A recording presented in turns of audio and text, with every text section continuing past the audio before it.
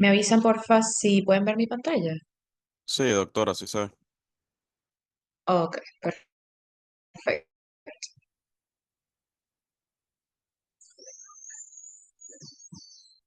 Bueno, a ir arrancando. El día de hoy vamos a ver la clase que les faltaba de malaria, específicamente epidemiología de la malaria, ¿ok? Yo sé que ya vieron la primera y la segunda clase de malaria anteriormente. Entonces, en esta clase vamos a revisar distintos contenidos, algunos conceptos importantes para la epidemiología de la malaria, la distribución geográfica, tanto a nivel mundial como a nivel nacional, de los distintos agentes patológicos en malaria, las distintas especies, los reservorios, cómo se transmite la infección de malaria, cuáles son los vectores de mayor importancia dependiendo del foco epidemiológico del que estemos hablando, y un poco acerca de la historia y la epidemiología de la malaria en Venezuela.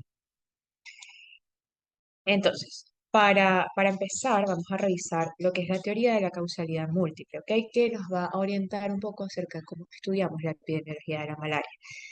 ¿Por qué? Porque no hay un solo factor que nos vaya a determinar cómo se da la epidemiología y el comportamiento de una enfermedad. Entonces, la enfermedad no es el resultado de un solo agente causal sobre el hospedador o hospedero, sino que es la consecuencia de una cantidad múltiple de factores. ¿Ok? Tenemos factores que pueden afectar a la gente, tenemos factores que pueden afectar al hospedador y tenemos los factores que afectan en el medio ambiente, que son variados, y la combinación de todos estos distintos factores de la cadena epidemiológica es lo que nos va a determinar cómo se comporta no solo la malaria, sino cualquier otra enfermedad infecciosa. Algunos conceptos que son importantes para la epidemiología de la malaria. El primero es sencillamente caso de malaria, ¿ok? Ese se refiere a cualquier caso de una infección por malaria o palúdica que hayamos confirmado con la observación microscópica del parásito en sangre. Así el paciente tenga o no tenga síntomas clínicos, porque tenemos una incidencia de pacientes asintomáticos que a pesar de eso son portadores del parásito y pueden ser una fuente de infección para los vectores. Dentro de los casos de malaria los tenemos que saber clasificar por dónde es su origen, cómo se originó este caso de malaria. Entonces, un caso autóctono va a ser un caso de una infección malárica que la persona contrajo en la zona o el país donde reside, ¿ok? Entonces, esto es un caso que no se trajo el paciente de una zona distinta, sino que la contrajo en el mismo sitio donde está residiendo, ¿ok? Y no podemos descartar la transmisión local. ¿Por qué esto es importante? Porque no va a ser lo mismo estudiar casos a nivel de epidemiología, a nivel de medidas de control de la transmisión, no va a ser lo mismo estudiar un caso en una comunidad donde sabemos que hay una transmisión activa de malaria a un caso aislado que de repente el paciente se trajo de otra zona. La epidemiología va a ser completamente diferente. Un caso importado es precisamente el caso de malaria que el paciente contrajo fuera de la zona donde se hace el diagnóstico. Es decir, de repente el paciente, por poner un ejemplo, vive aquí en Caracas, pero él trabajaba en una zona en Bolívar y se hace el diagnóstico cuando ya está aquí en Caracas, pero lo adquirió estando en el estado Bolívar. Por poner un ejemplo, así como ese puede haber muchos, ¿ok? Y para poder usar esta expresión de caso importado, por supuesto, tenemos que ser capaces de orientarnos y situar dónde se originó la infección. Es decir, tenemos que tener estos antecedentes epidemiológicos del paciente, de saber si tuvo algún viaje, algún traslado reciente a una zona con una mayor incidencia o prevalencia de malaria, que nos permita decir que el caso fue contraído en una zona geográfica distinta a donde estamos haciendo el diagnóstico. Un caso inducido es un caso de paludismo que podemos atribuir a alguna inoculación parenteral, a una iatrogenia, transfusión de sangre, pero que no fue causada por la transmisión del vector del mosquito, ¿ok? Esta inoculación puede ser accidental deliberada, sin embargo, esto no es lo más frecuente y en los casos de transmisión deliberada, por lo general, está asociado a fines de investigación o fines terapéuticos, ¿ok? Sin embargo, los casos inducidos no son lo que prevalece. También tenemos los términos de recurrencia, recaída, recrudescencia y reinfección. ¿Ok? Suenan como si todos se refirieran a lo mismo, pero son cosas distintas. Una recurrencia es aquella infección de malaria que confirmamos parasitológicamente, es decir, demostramos la presencia del parásito posterior a que tuvimos una infección anterior, le dimos tratamiento al paciente, ¿ok? Este paciente recibió tratamiento y posterior a ese tratamiento vuelve a tener presencia del parásito, ¿ok? Esto es una recurrencia. Recurrencia es un concepto que va a englobar distintos fenómenos que tenemos que saber diferenciar, al menos en la teoría. La práctica no es tan sencillo, pero en la teoría tenemos que saber cuál es la diferencia. Dentro de la recurrencia podemos tener recaídas, recrudescencias y reinfecciones. La recaída es una recurrencia en la que volvemos a observar parasitemia, pero esta parasitemia del paciente está relacionada a que los hipnozoitos hepáticos del parásito se reactivan, ¿ok? Principalmente en Plasmodium vivax y Plasmodium ovale, y se vuelve a generar una infección, ¿ok? Por los hipnozoitos hepáticos, porque hubo una persistencia de los hipnozoitos y ellos vuelven a reactivarse, vuelven a reproducirse y vuelve a haber una parasitemia activa, ¿ok? Que va a ocurrir después de unas 4 o 5 semanas, ponemos un mínimo de 28 días después de que este paciente inició su tratamiento anterior. Entonces, el paciente había iniciado su tratamiento y después de 4 o 5 semanas vuelve a tener parasitemia por hipnozoitos hepáticos. Como les estaba diciendo, tenemos que saber cómo son estos conceptos en teoría, pero en la práctica, en zonas donde hay una alta endemicidad de malaria, una alta incidencia y prevalencia, va a ser difícil poder diferenciar si es un caso nuevo, si es una recaída, si es una recrudescencia. La recrudescencia es similar a la recaída, sin embargo, la recrudescencia no va a ser por los hipnozoitos hepáticos, sino por una falla terapéutica. Esto es un paciente al que le dimos cloroquina y vuelve a presentar parasitemia dentro de los 30 días. Aquel es de 4 a 5 semanas, estos son 30 días siguientes a que termina el tratamiento, ¿ok? Y en la recrudescencia, estamos hablando de que es por una falla terapéutica, ya sea porque la forma del parásito que tiene el paciente es resistente a la cloroquina o porque no se tomó bien el tratamiento y por ende el tratamiento no fue efectivo. Entonces, la recaída es por hipnozoitos, la recrudescencia es por una persistencia de las formas intracelulares del parásito, ¿ok? De las formas eritrocíticas, porque hubo una falla terapéutica. Y lo podemos observar en Plasmodium falciparum, vivax y malariae. Una recaída, no se lo puse aquí en las láminas, pero mentira, una reinfección, no se lo puse aquí en las láminas, pero para decírselos, una reinfección es cuando no estamos hablando de la misma infección original, como en la recrudescencia y en la recaída. En cambio, una reinfección es que el paciente sí eliminó la infección anterior y sencillamente después de que él termina su tratamiento, elimina el parásito, lo vuelve a picar un vector infectado y él desarrolla un caso nuevo. Entonces, los anteriores eran casos, el mismo caso que se reactiva. En cambio, una reinfección es que el paciente hace una infección completamente nueva. ¿Ok? También tenemos en cuanto a epidemiología el índice parasitario anual o IPA, que es una tasa epidemiológica del número de casos de malaria que se hayan confirmado a través de la microscopía, que se registren en un año, en un área determinada que estemos estudiando, entre 1000 personas sometidas a vigilancia. Entonces, ¿cuál es ese índice de pacientes que nos dan positivos y nos va a servir para saber cuál es la prevalencia e incidencia de malaria en una región?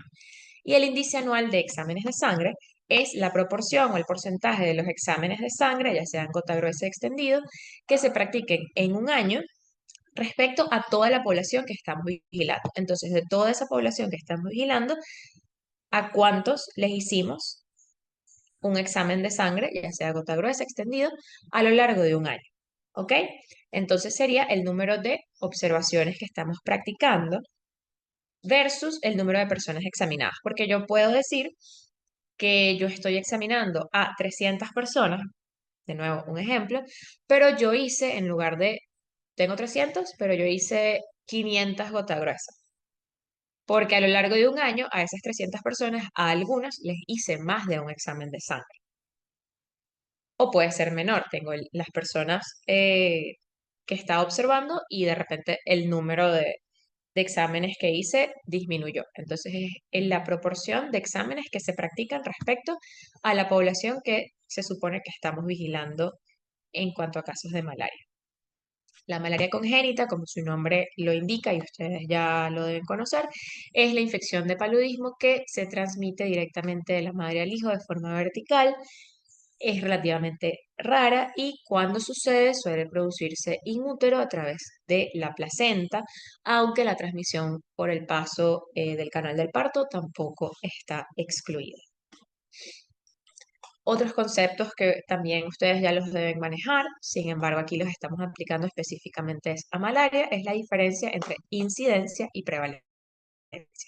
La incidencia es el número de infecciones nuevas o de casos que estemos detectando nuevos en una unidad de tiempo, ya sea en un año, en 6 meses, en 3 meses, por una cantidad de población. Entonces, de repente, 33 casos por cada 1000 personas, por decir algo.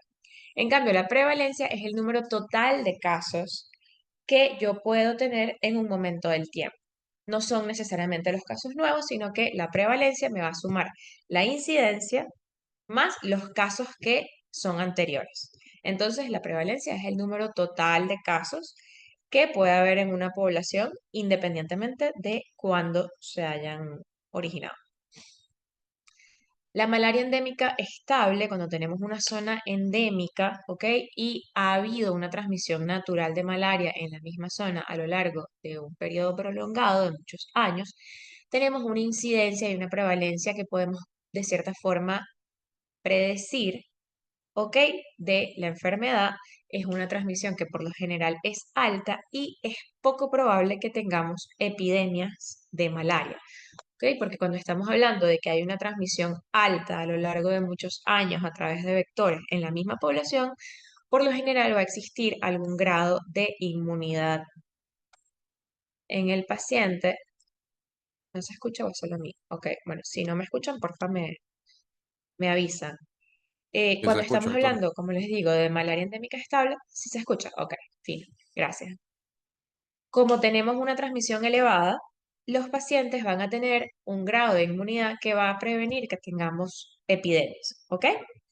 Y esta situación se suele asociar a una presencia importante de vectores, ¿ok? Que tienen una antropofilia pronunciada, es decir, ellos buscan al ser humano para alimentarse y de gran longevidad. En contraste, la malaria inestable es cuando tenemos una tasa de transmisión que varía mucho de un año a año. Ok, no es una zona donde tenemos una transmisión constante de malaria, entonces la población es más susceptible a una epidemia porque tienen una tasa de inmunidad colectiva más baja. Hay menos casos, hay menos inmunidad, entonces es más probable que ocurra un brote, una epidemia, ¿ok? Y esta situación suele estar asociada es a la presencia de vectores que no tienen esa antropofilia elevada ni tienen una longevidad tan marcada. La distribución de la malaria, ¿ok? Saben que hay distintos tipos de Plasmodium y cada tipo de Plasmodium por lo general va a estar asociado a una zona geográfica distinta, ¿ok? Entonces, en Américas Latina, América Central, Suramérica, lo que más vamos a encontrar es Plasmodium vivax, ¿ok? Ese es el que la tasa de infecciones va a ser mayor, también en el norte de África y en el este de Asia y Oceanía. También podemos encontrar Plasmodium falciparum, si bien no es lo más frecuente, también se pueden observar infecciones por Plasmodium falciparum, pero ella va a ser más frecuente en África, en Papua Nueva Guinea y en Haití. Entonces sabemos que Vivax va a ser la especie más importante acá. Sin embargo, también podemos observar Plasmodium falciparum en Venezuela. Plasmodium malariae tiene una distribución extensa, pero dentro de África, ¿ok? Es muy común en África, pero es raro encontrarlo fuera de África. Igual que Plasmodium ovale, específicamente se encuentra en mayor cantidad en el oeste de África y va a ser raro encontrarlo fuera de esa zona. Y Plasmodium knowlesi lo podemos encontrar en regiones fronterizas entre Tailandia, Myanmar, es decir, en países asiáticos y del sudeste de Asia. Aquí esto es sencillamente unos mapitas con la distribución por país de la transmisión de malaria a lo largo del tiempo. Este mapa es de 1945. Vemos que prácticamente en este momento en todo el mundo, en todo el globo, existía transmisión de malaria. Apenas podemos ver algunos países en verde.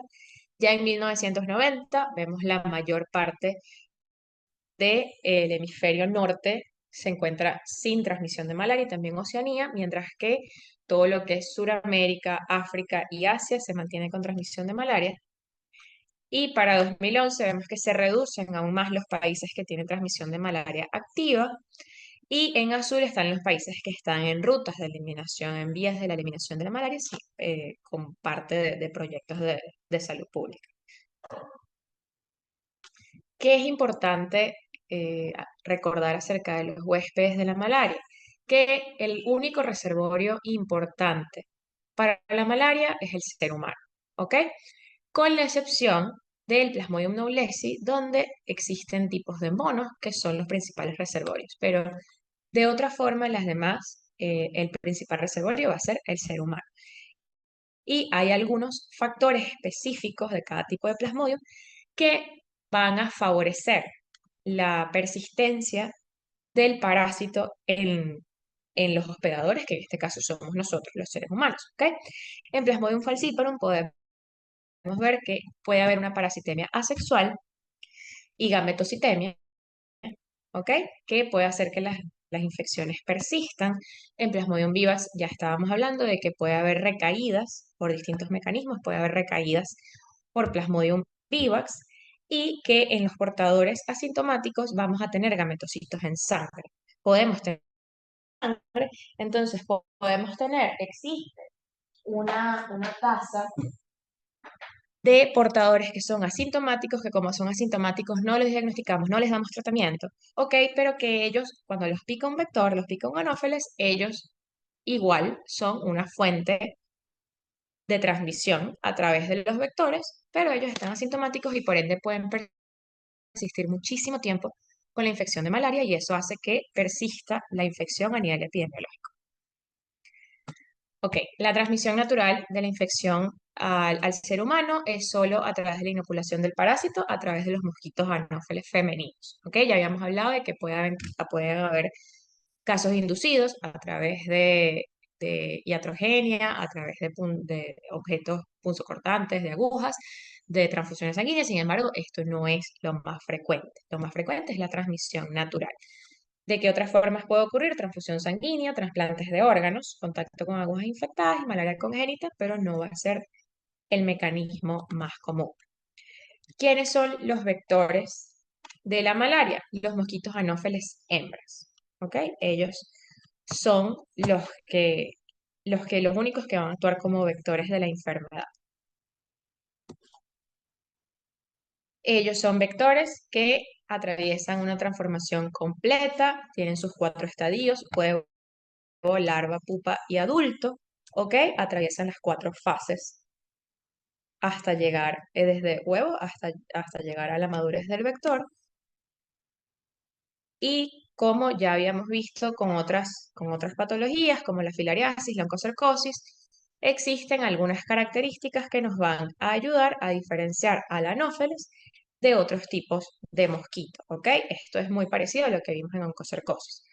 Podemos tener distintos mosquitos en el ambiente, anófeles, culex, aedes, y los anófeles los podemos diferenciar porque cuando nos vamos a la proboscis y los palpos maxilares, Ellos tienen los palpos tan largos como la probóscide, a diferencia de Culex y de Aedes, ¿ok? Anopheles tiene palpos y probóscis de la misma longitud. Aquí también podemos ver un acercamiento de la parte cefálica del vector, ¿ok? En cuanto a la ovipostura de los vectores, en los anófeles, las hembras adultas del mosquito, ellas ponen entre 50 y 200 huevos, y esos huevitos se depositan uno por uno sobre el agua, ¿ok? A diferencia de los huevos de Culex y de Aedes, que se agrupan, y los huevitos de Anófeles tienen una especie, no sé si lo pueden diferenciar un poco en la imagen, tienen como unos pequeños flotadores. Ven que en la imagen de los huevitos de los Anófeles está el huevo aquí en el centro y estos pequeños como flotadores, que son unas estructuras que le permiten permanecer sobre la superficie del agua y de esa forma mantener su respiración. ¿Ok? Y en cuanto al sifón respiratorio de los anófeles, es el único de estos tres tipos de mosquitos que carece de un sifón respiratorio, ¿ok? Mientras que Aedes va a tener un sifón respiratorio de una longitud mediana y el del Culex es un sifón respiratorio largo. En Anófeles tenemos un sifón respiratorio ausente, ¿ok? Porque precisamente como los huevitos y las larvas tienen estos flotadores, ellos respiran directamente a través de la superficie y no necesitan este sifón respiratorio. Y en cuanto a la posición ya del adulto cuando está en reposo, la posición del anófeles va a ser vertical u oblicua en referencia a la superficie en la que está, mientras que Culex y Aedes van a estar de forma paralela. Entonces, los vectores de la malaria va a ser el anófeles, los anófeles hembra, que son las hematófagas, ¿ok? Algunos factores que favorecen la presencia de mosquitos anófeles en las distintas zonas endémicas para malaria son alturas menores de los 750 metros sobre el nivel del mar, condiciones de humedad, pueden escuchar a mis perritos, condiciones de humedad superiores al 60% y temperaturas cálidas, ¿ok? Entre 16 y 30 grados centígrados. ¿Cuáles son algunos factores que nos van a hablar de riesgo por la presencia de los anófeles? Una mayor densidad del vector, si tenemos una mayor cantidad de mosquitos anófeles, ya sea por las características geográficas, pero también por los comportamientos de la población, ¿ok? La forma en la que guardamos el agua, las características del medio ambiente en el que estamos, si hay charcos, si hay lagunas, todo eso nos va a llevar a que el vector haya una mayor densidad de los anófeles. Ok, los hábitos de picada y de reposo, ellos pueden estar tanto dentro como fuera del domicilio. Eso hace que el riesgo también sea mayor. Tienen una longevidad y una supervivencia que puede ser más elevada y una alta tasa de infección por esporozoitos. Aquí en la foto, bueno, está una de las mayores medidas de protección, si no la mayor que podemos tener contra la malaria, que es dormir debajo de mosquiteros, de preferencia impregnados. Ok, esta es un poco la distribución este es en el caso de malaria por Plasmodium falciparum, ¿ok?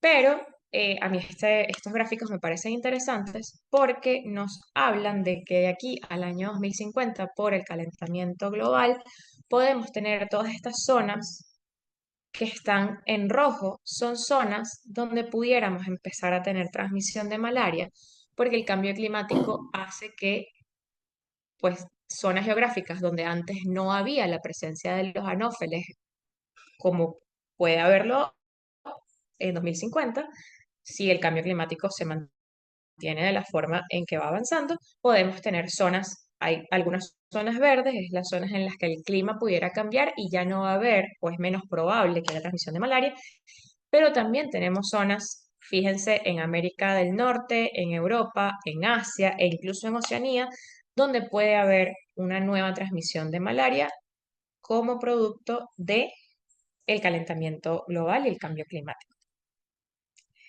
Estas son algunas de las características geográficas donde podemos observar una mayor presencia de los anofelinos, ¿ok?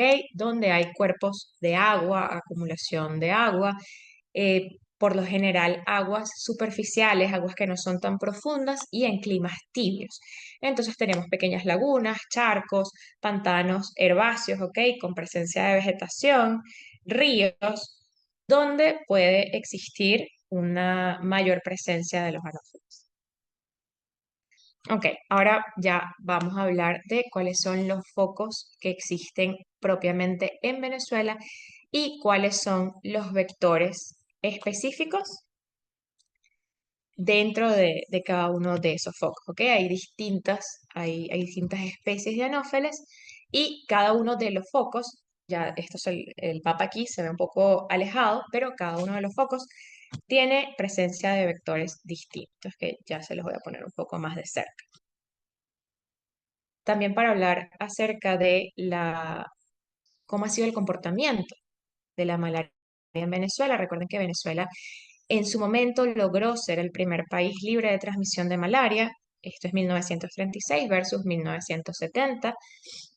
A principios del siglo XX, Venezuela tenía unas tasas de transmisión de malaria sumamente elevadas. ¿Ok?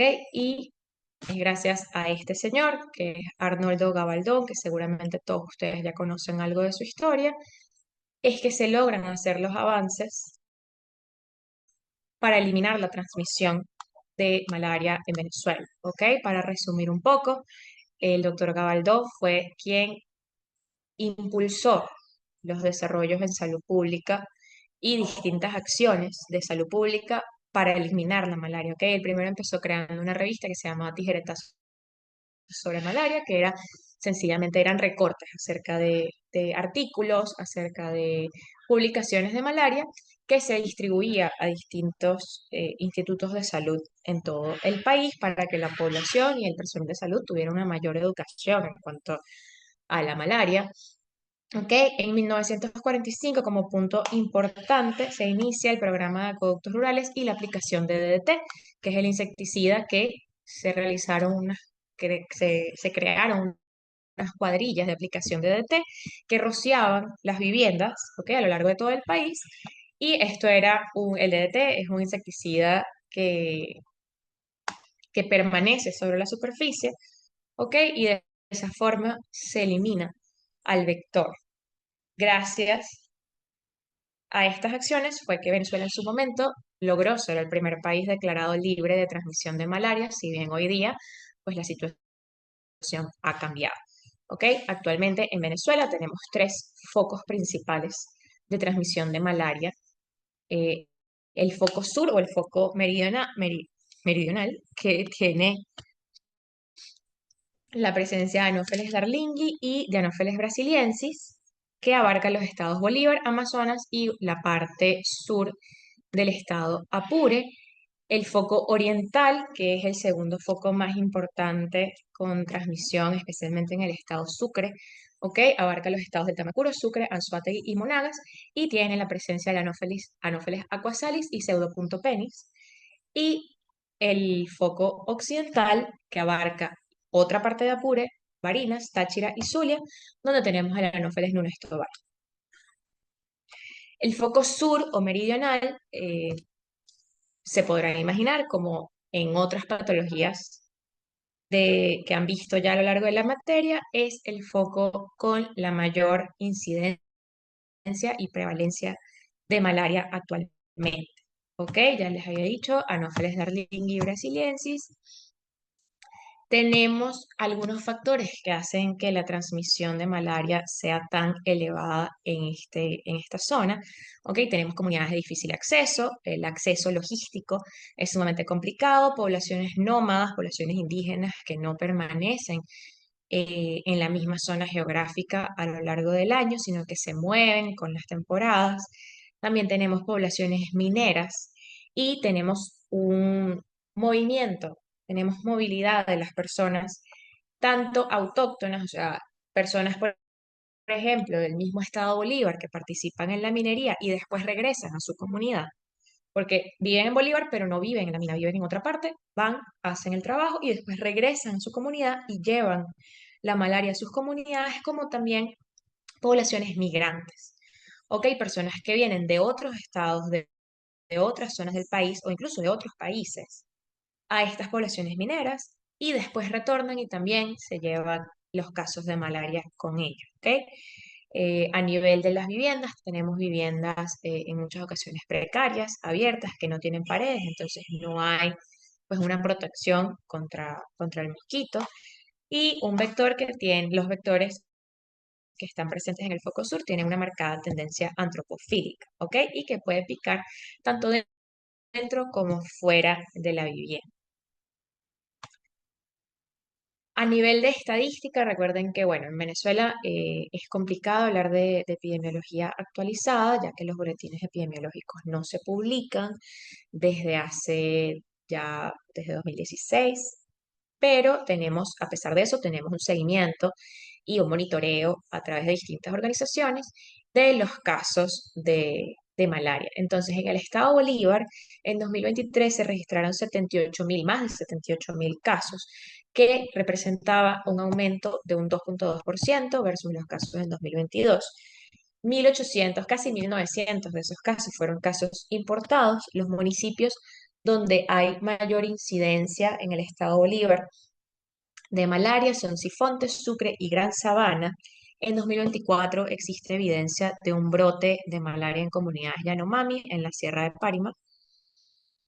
Y la fórmula parasitaria, como ya lo habíamos conversado anteriormente, sigue siendo predominio de Plasmodium vivax, ¿ok? La gran mayoría de los casos, más del 80% de los casos, lo vamos a tener a predominio de Plasmodium vivax. Existen algunos casos puntuales muy restringidos en Bolívar y Amazonas de Plasmodium falciparum, y Plasmodium malariae solo se ha observado muy ocasionalmente en poblaciones indígenas, ¿ok? Aisladas del estado de Amazonas.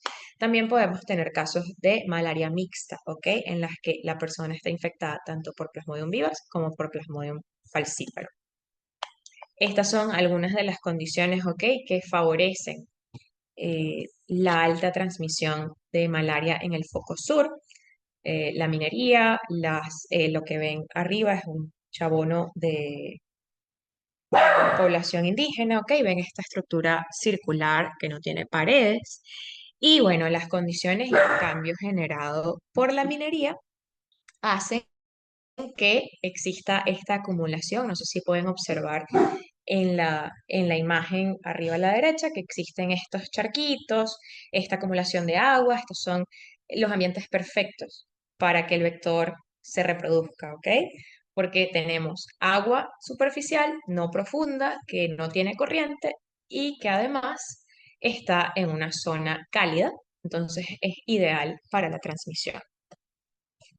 El foco oriental es el segundo foco por el estado Sucre. El estado Sucre es el segundo estado del país con la mayor transmisión de malaria actualmente. Entonces, este foco cubre Delta, Macuro, Sucre, Anzoátegui y Monagas, ¿ok? Con los vectores Anopheles aquasalis y Pseudopuntipenis. Y tenemos una población de riesgo, en su mayoría que se dedican a la pesca o a la agricultura. ¿Ok? También tenemos un vector con una tendencia antropofílica y que pica por lo general de forma peridomiciliaria. Entonces, los insecticidas que puedan aplicar las personas en su hogar no va a afectar tanto a este vector porque la picadura ocurre de forma peridomiciliaria, no propiamente dentro del domicilio. Y también es una zona que tiene una alta movilidad poblacional y eso también nos aumenta el riesgo de la transmisión y los brotes o epidemias de malaria. En cuanto a algunas estadísticas, intenté buscarlas las más actualizadas que pude. En 2022, en el estado Sucre se registraron 77.000 casos, ¿ok? Y es el segundo estado con la mayor carga de morbilidad por malaria actualmente. Sin embargo, desde 2021, ya vamos a hablar un poco del comportamiento de los últimos años, se ha registrado un descenso de los casos de hasta un 60%. ¿Ok? Porque hubo un repunte de casos a partir de 2016 en todo el país y a través de distintas medidas de control, estos casos se lograron disminuir de forma muy significativa. Sin embargo, en los últimos 3 años, ha habido un aumento de nuevo. ¿Ok? En 2023, en Delta Macuro, se habían registrado hasta la semana 17, la semana epidemiológica 17, 390 casos en todo el estado, que representa un aumento versus lo que encontrábamos en 2022. Y el foco occidental, que tiene parte de Apure, Barinas, Táchira y Zulia, donde el vector es Anopheles nunes tovari, y tenemos una población de riesgo que principalmente se dedica a la agricultura y la ganadería.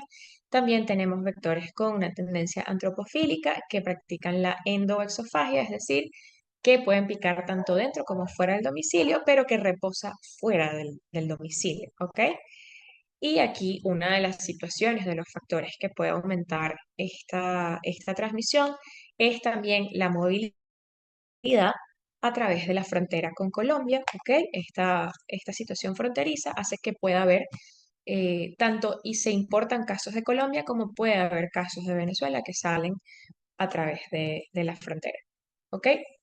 Esto es un poco la progresión a lo largo de distintos años. El primer mapa es 2005, después 2006, 2007 y 2008, de cómo era el comportamiento el riesgo de malaria.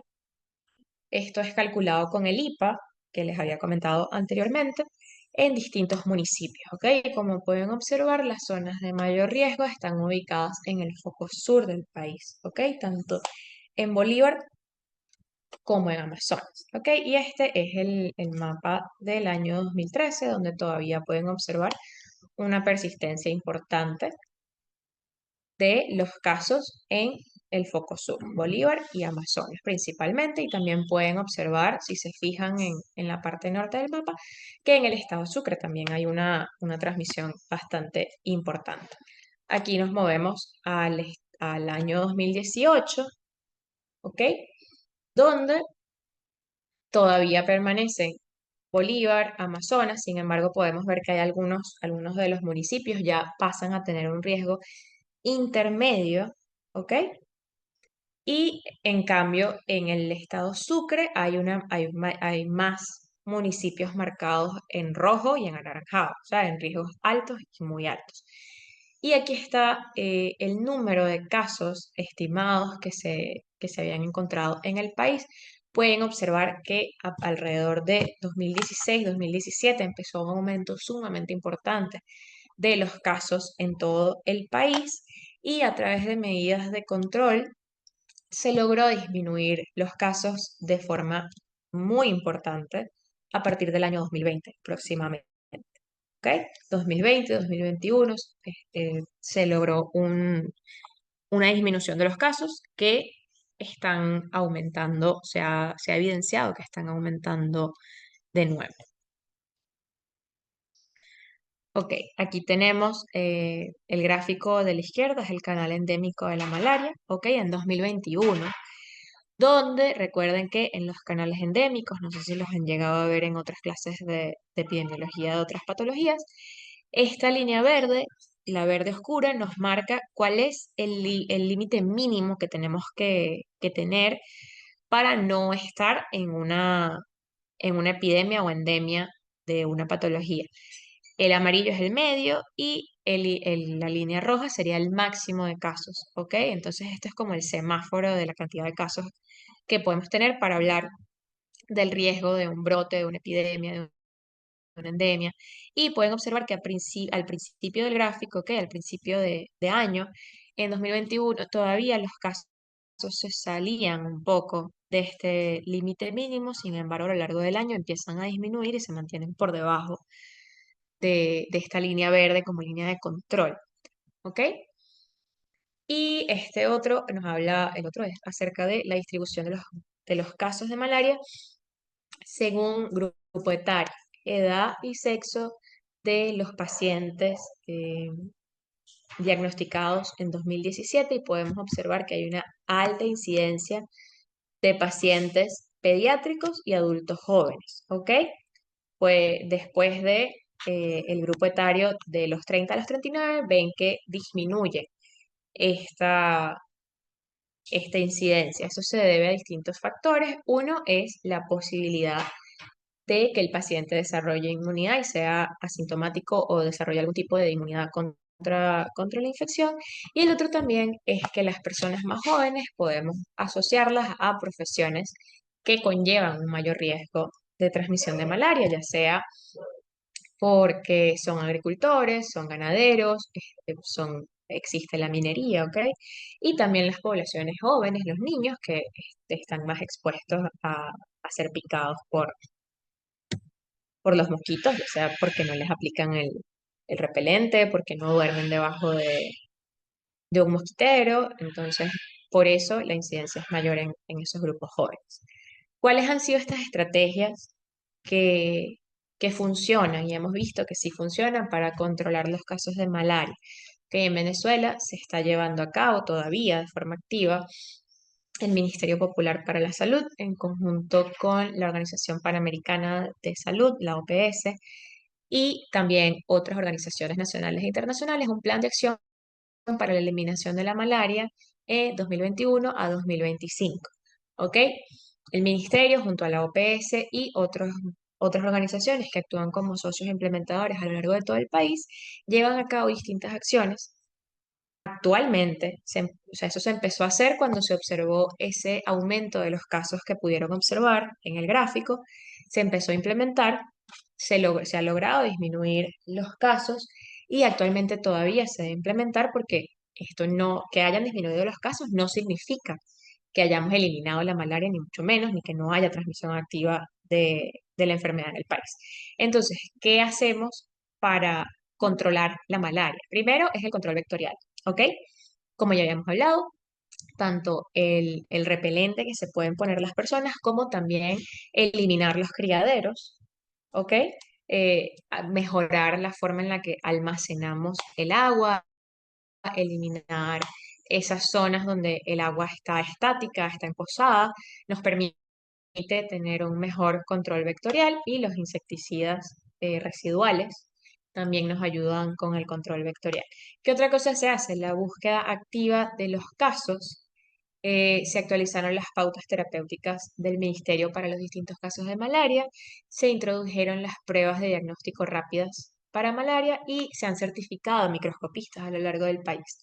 Entonces, ¿qué es la búsqueda activa de casos? Que en lugar de yo esperar a que un paciente venga con síntomas y ahí yo le hago la prueba, en los sitios donde se está aplicando el plan de acción para la eliminación de la malaria, se le hace prueba a todos los pacientes que acuden a la consulta, sea por la razón que sean, sea así vengan por otra cosa. Pueden estar viniendo por control prenatal, pueden estar viniendo por un síndrome viral o por cualquier cosa, y nosotros igual le vamos a hacer su prueba de malaria.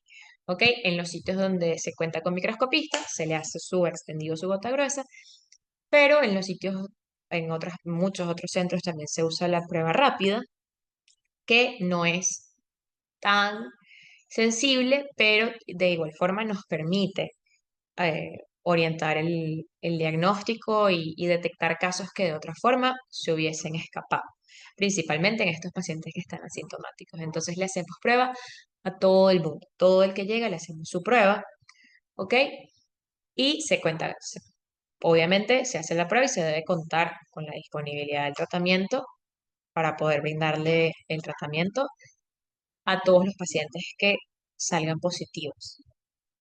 Y también se ha fomentado a través de este plan para la eliminación de la malaria la formación de agentes comunitarios en atención primaria en salud, ¿ok? Que no son más que líderes comunitarios, personas de la comunidad que reciben una formación en malaria, aprenden a hacer las pruebas rápidas, que no necesita ser un microscopista para poder hacer una prueba rápida, aprenden a incluso no son los que prescriben el tratamiento, pero aprenden cómo se trata, ¿ok? Aprenden cuáles son los signos de alarma que te dicen que tienes que derivar un paciente a un centro de salud y entonces en una comunidad rural donde de repente el acceso a los centros de salud es prolongado, los centros de salud quedan lejos, gracias a estos agentes comunitarios se puede hacer un mayor diagnóstico, ¿ok?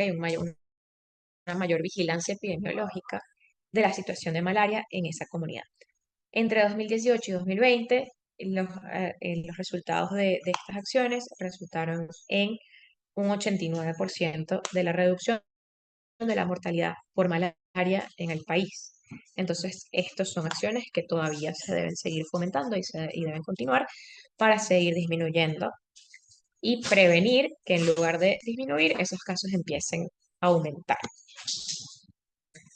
¿Qué factores pueden afectar la transmisión de malaria? ¿Ok? El programa de eliminación de la malaria, pues bueno, tiene deficiencias ya sean administrativas, logísticas, de acceso o de los recursos que tienen disponibles, movilidad de personas tanto interna como externa, el surgir de eh, especies del parásito que tienen resistencia a las drogas antimaláricas y por ende una falla terapéutica, problemas de acceso a las comunidades y problemas para cubrir adecuadamente a las comunidades, diagnósticos que sean deficientes, ya sea porque el paciente da negativo a la prueba rápida y no se cuenta con un microscopista, por ejemplo, y tratamientos incompletos, donde también hagamos una falla terapéutica, pero es porque el paciente no haya podido tomarse las dosis completas de cada fármaco. Las actividades de control que no estén supervisadas, o sea, que se haga la fumigación o que se repartan los mosquiteros de una forma que no sea la más eficiente.